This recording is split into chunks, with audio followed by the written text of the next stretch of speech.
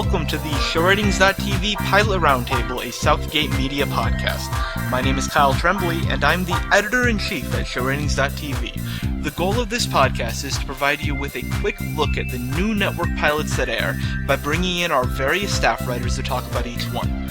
If you'd like to read our opinions, we invite you to check out the written pilot roundtables at ShowRatings.tv and to use that site to rate and discuss these pilots, or any show for that matter, yourself.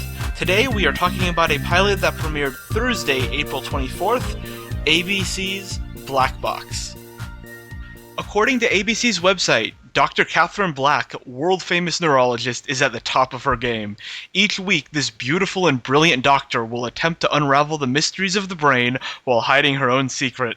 She's bipolar. Here to talk about ABC's new drama Black Box is a writer for ShowRatings.tv and someone who's quite familiar with ABC dramas, Shayna Lieberman. Welcome to the roundtable. Hello. Shayna, so I have one question, and one question only for you about Black Box. What did we just watch? I don't know what I just watched.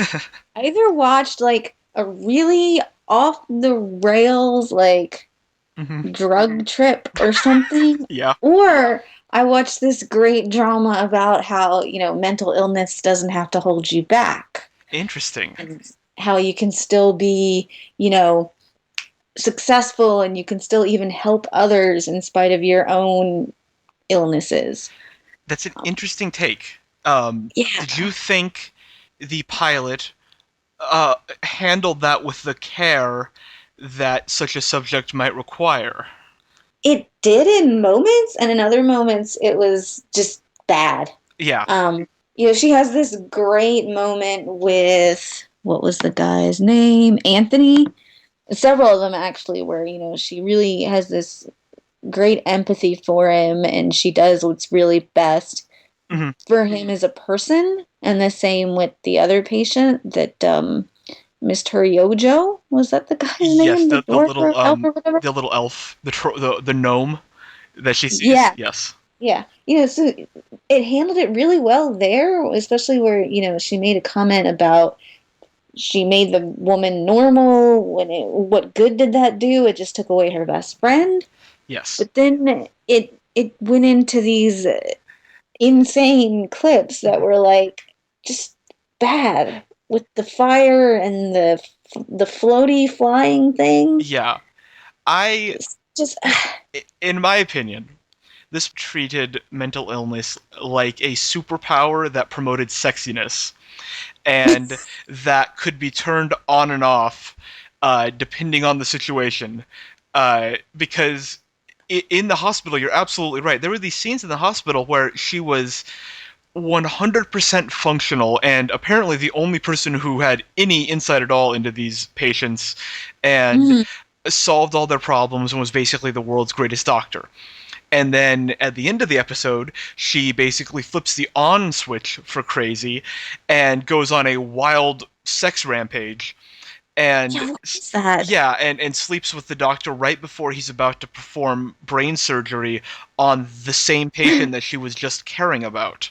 Which was, that was something else. And I know what they're trying to get at, which is they're trying to portray the two sides of being bipolar, but it's, for her to become a lunatic sex maniac, basically for half this hour, and then to be basically Mother Teresa for the other half, I felt like painted it in really broad strokes, and this pilot didn't even have an ounce of nuance about her condition. Yeah, and it was just, for some people it will manifest itself that way, that when they go manic, it's all about sex. But she started that, change your clothes thing and strut, which, doesn't, it's almost like two completely different people were writing it, and one got it and one just really didn't. Well, and I think a part of that might be intentional, because I do think that what the show was trying to do with those sequences you're referencing, which was basically classical jazz music plays as the woman either floats through space or appears in fire. I mean, it was weird, trippy stuff, but I think that the structure of the show was trying to mimic the structure of her mind, where it would for stretches become this crazy, almost I hate to invoke mixology, but an almost mixology-like addiction to sex. And then for other times, it would be a very straightforward medical procedural.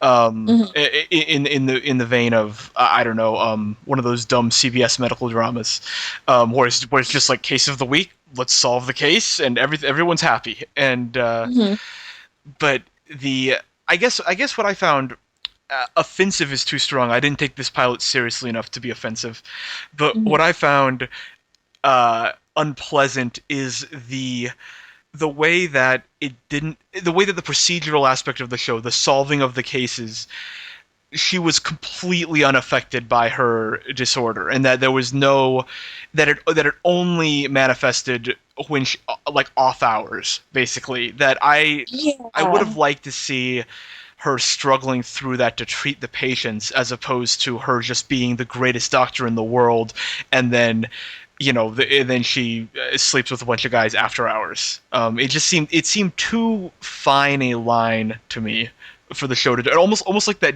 old Jekyll and Hyde show on NBC from last season. It was just a very fine line between good behavior and bad behavior. Yeah, I think there's definitely been shows that have done that. There was a huge arc on ER with Abby Lockhart treating patients through her alcoholism, and Dr. Carter with drug addiction. Actually, lots of addictions there. But those doctors, whatever drama they had in life, they brought it also to work, but overcame it. Right. And she, obviously, and again, another great moment was when she's in the car and she's explaining to this guy that wants to marry her, I can't fix this. This is who I am. It's not a physical illness. It's my identity. There's this great moment of really bringing it home that bipolar disorder is an ongoing struggle. And yet, she just, at work, she somehow magically turned it off as if it was completely contradictory to what she had just said. Yeah, and the premise is that no one in the hospital knows about it, which, based on what we saw from 1 hour from the pilot, seems completely impossible. How again? So that implies that this really black and white split between her two personalities is on a very tight schedule, because it has never came up at the hospital in all the years she's worked there. Which seems like a pretty far bridge to cross when you're setting up the show. Yeah, I mean, maybe she's also an actress on top of being a doctor, so when she goes off the rails, she just covers it up. Yeah, but she seemed so crazy this episode when she was off her meds, completely out of control and nutty, to the point that she obviously, alienated I guess, what is it, her sister, who's raised her daughter because she isn't fit to raise a child. I mean, she's a real, completely out of control, which is part of the illness, but it just seems so, I guess it just feels manufactured to me, though it's clearly got the House set up, as the troubled doctor, but House always did it with such nuance and care, and I felt like that story unfolded the extent of Dr. House's issues over time. And in this first hour, I felt like we got the full treatment right off the bat. Yeah, I think it's I don't want to say it's horrible, but I can't really give it the green light, so to speak, at this point, because it just, it needs to come down from its own crazy in order to actually be the show that has the potential to be, because at this point it's just nuts. It needs to cut out the jazz montages. That it didn't work. Yeah, it's trying to be Homeland, right? Because when Carrie goes crazy, there's the jazz montage. It's trying to be the very worst aspects of Homeland, which is the big problem. As a longtime Homeland viewer, it's trying to copy what is bad about Homeland, which is carry the degree to which in especially this most recent season they leaned into Carrie's insanity. This is like picking up from that point and just carrying the baton across the finish line, which is I would say problematic. What did you think of Kelly Riley, the lead actress on the show? Do you like her performance? Yeah, I thought she did a great job with what she was given, especially, some of those better scenes would never have hit home, I think, if she didn't somehow bring something to that role. Yeah, I don't have any problems with her performance. I thought she was fine.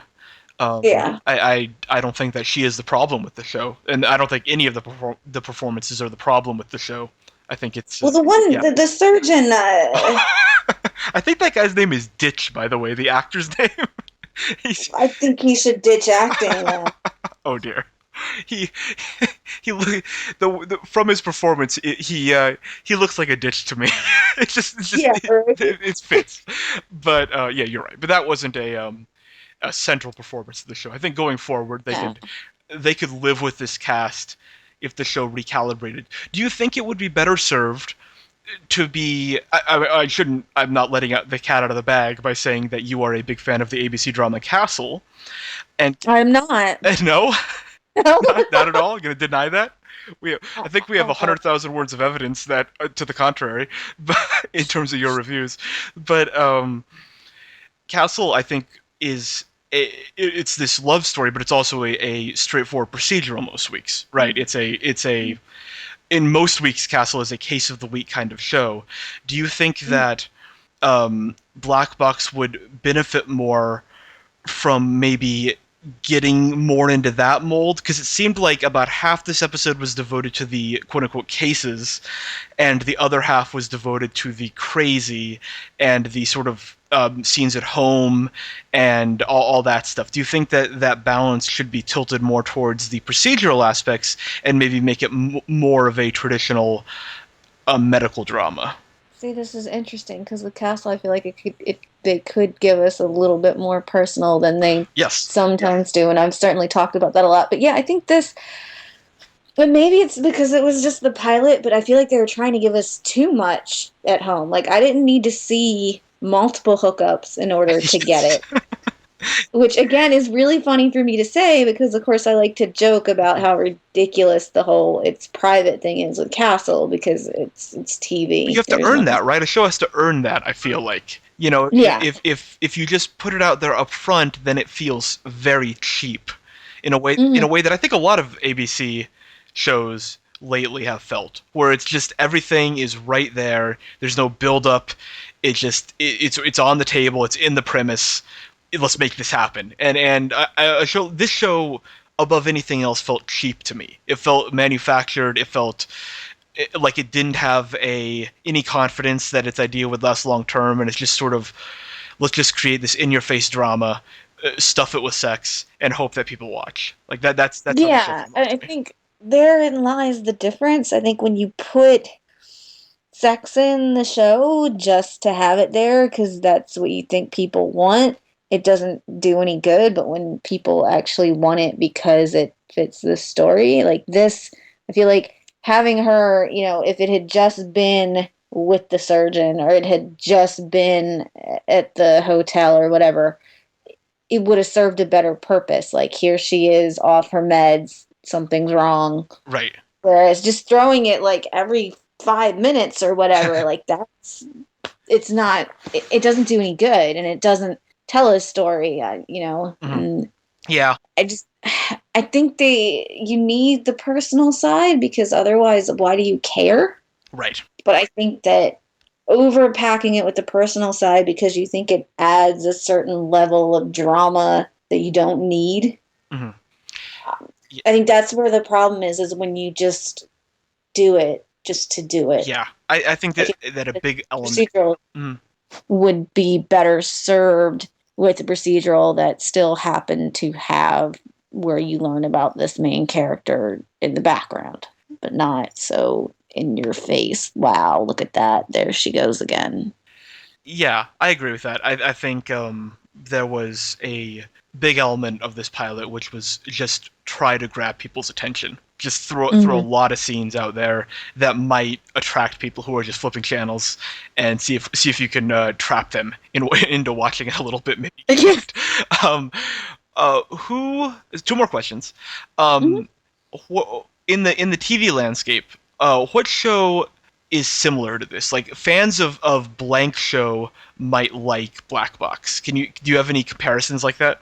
I don't. I mean, it depends on what show they want it to be. I mean, if they, I mean, you could find some kind of cheap soap opera Yeah, if she's just going to be sleeping with whoever there's and a big say part of fans of. yeah. Or you keep making the house comparison. Like I Mm. actually was never got into that. Mm. Don't tell anybody I'm because nobody's gonna. Yeah. telling Um. everybody.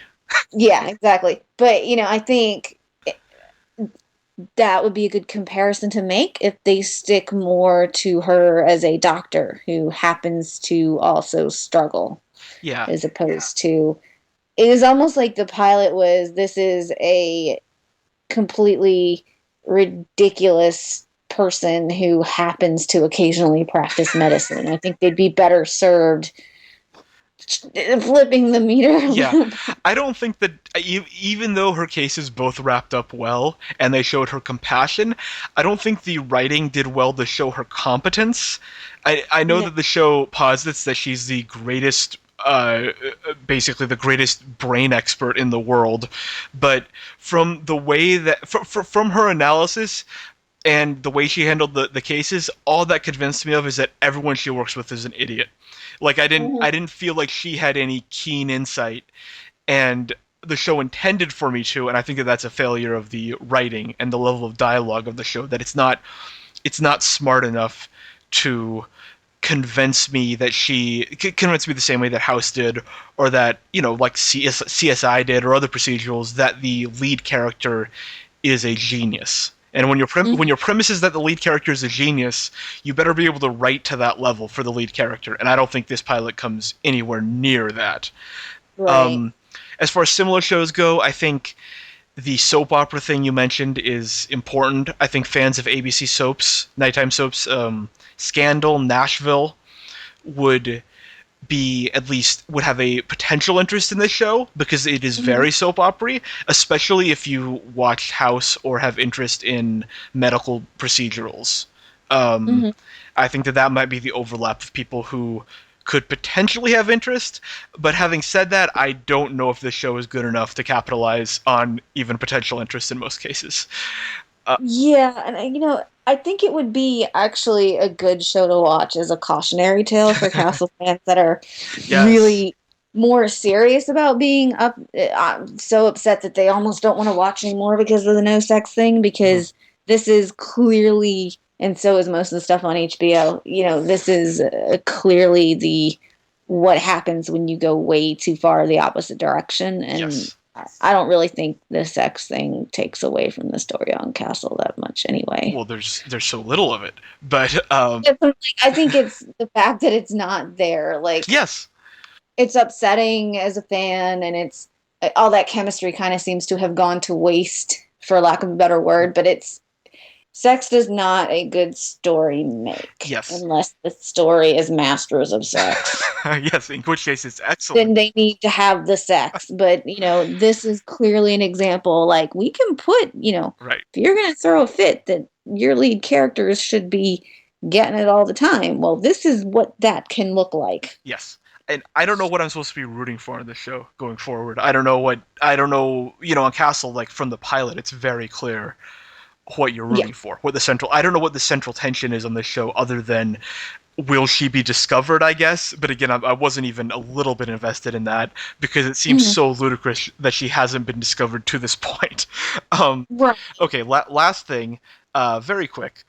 Uh, on Black Box, thumbs up or thumbs down, should people watch it? I, I guess I have to give it a thumbs down, but it's reluctant because there are the moments there, and it does have potential. They just gotta like take their meds and get it together. All right. You Well, know? I give it an enthusiastic thumbs down. I liked it quite a bit less. But Shayna, thank you so much for guesting on this podcast. Guesting.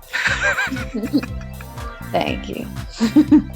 That concludes this episode of the ShowRatings.tv Pilot Roundtable. We invite you to check out this and other Southgate Media Group podcasts at southgatemediagroup.com and to read about, rate, and discuss all your favorite shows at ShowRatings.tv. You can follow me on Twitter at KyleLovesTV and Shayna at Evil Apprentice. Until next time, this has been Kyle Tremblay. Thanks for listening.